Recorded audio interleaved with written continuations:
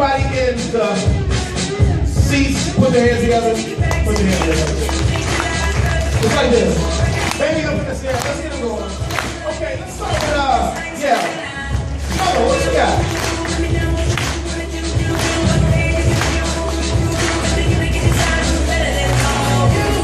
Oh, little moonwalk. Give it up for my man Mello in the building right there. Oh, he's serious with it.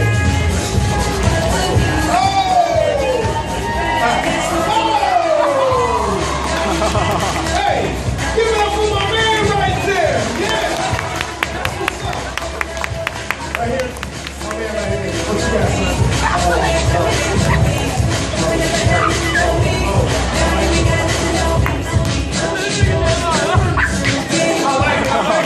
Yeah. Give it up for my man right there. What's up?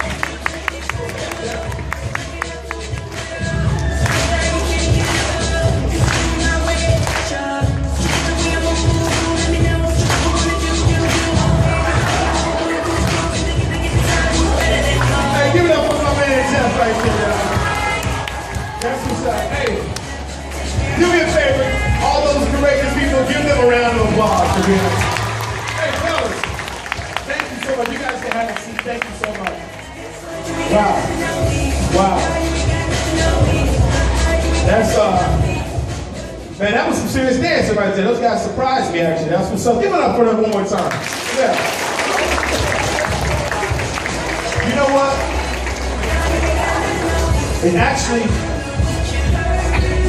when we think about those moments right there, when we think about what we just did right there, actually I got a lot of respect. I got a lot of respect for those guys because it takes a lot of courage to do what they did.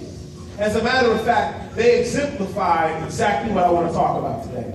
They exemplified being in that moment where you're like, should I or should I?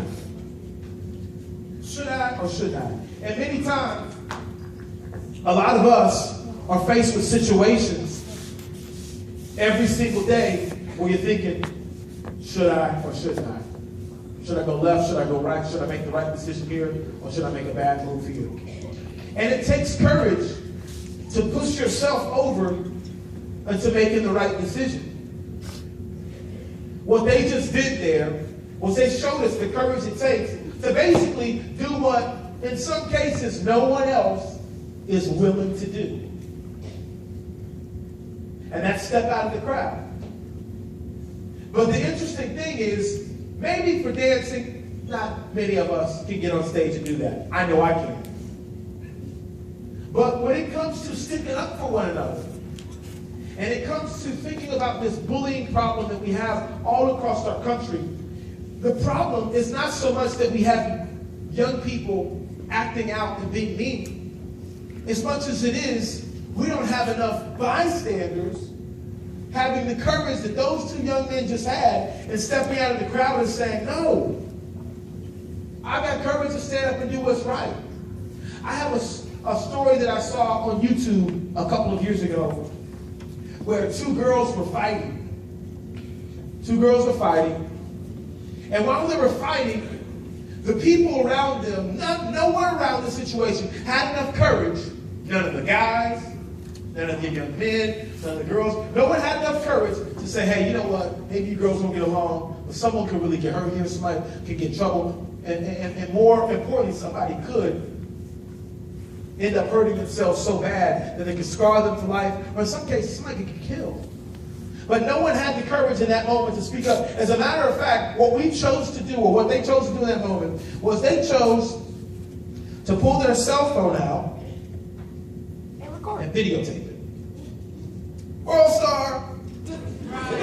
Right? That's what we're doing now. Think about that, though. Think about this. This is real talk. Think about what we're doing. We value a fight.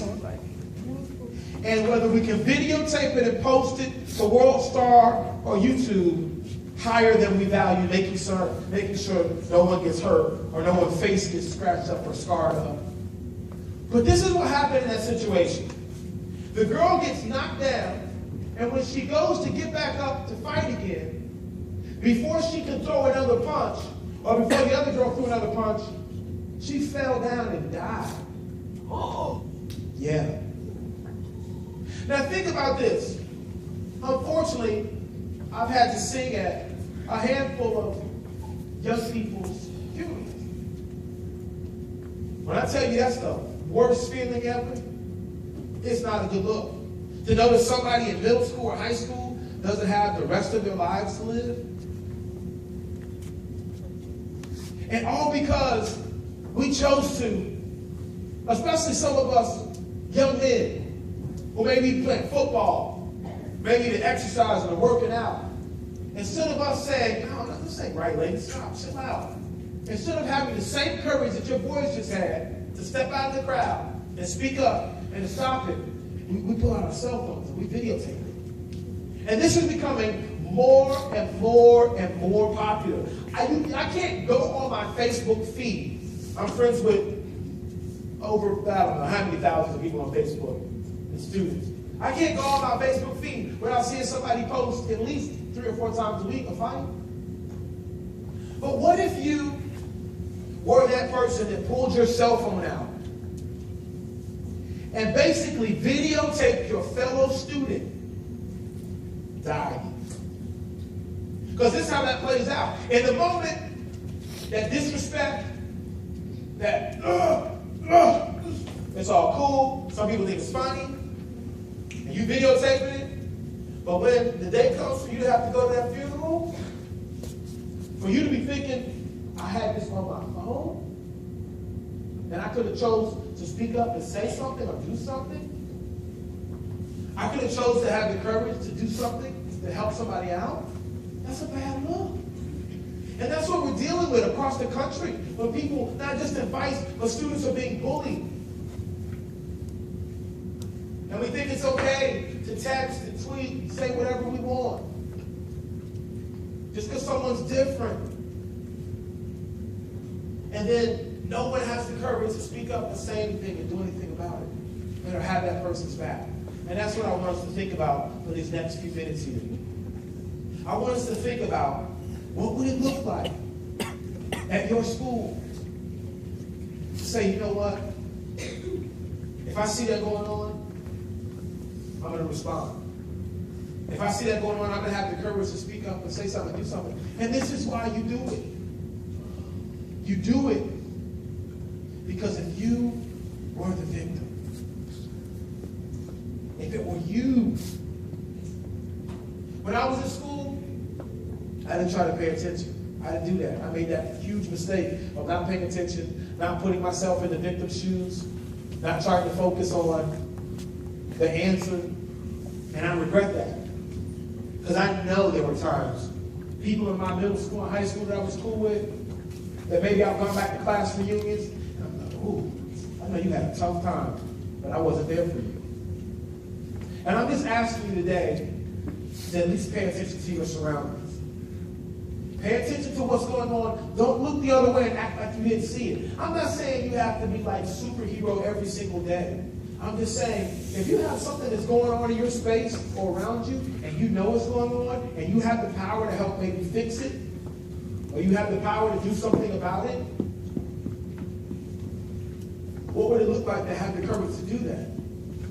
Because if you were in the victim's shoes, and maybe a rumor was going on about you, or maybe you were being bullied, or maybe someone was hating on you, and no one ever came to your aid. Or watch this. This is what happens with cyberbullying a lot. It's one thing to make a mistake, or for something to happen, and for you to be humiliated, or for some drama to happen in school, and for you to be humiliated. But it's another thing for people to either videotape whatever that humiliation is, or for people to post it and tweet it. That makes it that much worse, right? And this is what happens. This we didn't deal with when I was a student, your parents, your teachers were students. What happens now is, when something gets posted, 5, 10, 15, 50, 100 people know about it within minutes. And so the pain that you're feeling from whatever you're going through is now increasing. And you're experiencing this pain, and everyone else around you sees your humiliation because somebody tweeted it or posted it. And then you look and see, man, they're hating on me. And you see, wow, that's about 50 people that have liked that. 75 people hit the like button. Y'all like to see me be humiliated? What if you were that person? Wow, it's 35 comments. They just gonna keep clowning. Just everybody's gonna keep posting. If you were that person, it'd be one thing to have a mistake or some drama at school, and in the middle of it, maybe like 5 or 6 people know. But now with social media, everybody knows. And everybody's got a comment about it. And everyone is seeing your pain. It doesn't feel good. And as a bystander just looking, it's none of my business. That ain't me. And I'm just saying, think if it were you. If that were you, you would want people to stop tweeting it, and stop posting it, and stop liking it, and stop sharing it. And all I want you to think about today is just recognizing what's going on around you by putting yourself in the victim's shoes. Really quick here. On the tour, when we go to schools, when we post things on social media, we like to focus on the answers. And one of the biggest things that you can do at your school to reach out and to help other people is if you know someone who is having a bad year for whatever reason, or being bullied, or has some drama going on, maybe a relationship breakup, what you can do is run over to that victim. You don't have to jump mad and feel like you got to fight back and leave this assembly with courage and say, yeah, I'm going to stand up. And the next time I see her do something to that girl, I'm going to show what's up. That's not what we're trying to teach you. We're trying to teach you to quickly recognize the problem, but in most situations, just go over to the victim. Go over to that person. This is what happens. In most situations when students are being bullied, it's one that the bullying happened. That's bad enough. But think about if no one ever comes to your aid. That's what makes kids feel like, I don't want to be here anymore. Not only did they do that to me, but not one person came over to say anything. Not only did they post that on me, but it got shared 30 times, and no one ever came over to say anything. And what I'm asking you to do is recognize the problem by putting yourself in the victim's shoes, and then immediately doing what you would want someone to do for you, and that's running over to the victim and building them up. That video there is very important because many young students your same age, middle school and high school, are getting in trouble with the law because they think that they can tweet the text and say whatever and they won't get caught. We think that apps like Snapchat, we can take a picture, do whatever we want, and it's gone in 8 to 7 seconds. That's not true. The truth about Snapchat is, just recently, they had to settle with the FCC, who regulates what we see on television. They had to settle with them because they basically lied to us and said, that thing is gone in 8 to 7 seconds. Whatever you set it to is gone, and that's not true. And if you're here and you think you can mistreat other people by hiding behind your laptop, your cell phone, your computer, you don't think it's bullying, it is. It's coward bullying. But now, I'm here to tell you today that young students like yourselves are getting in trouble, not with their parents, not with their principals and teachers, but with the law.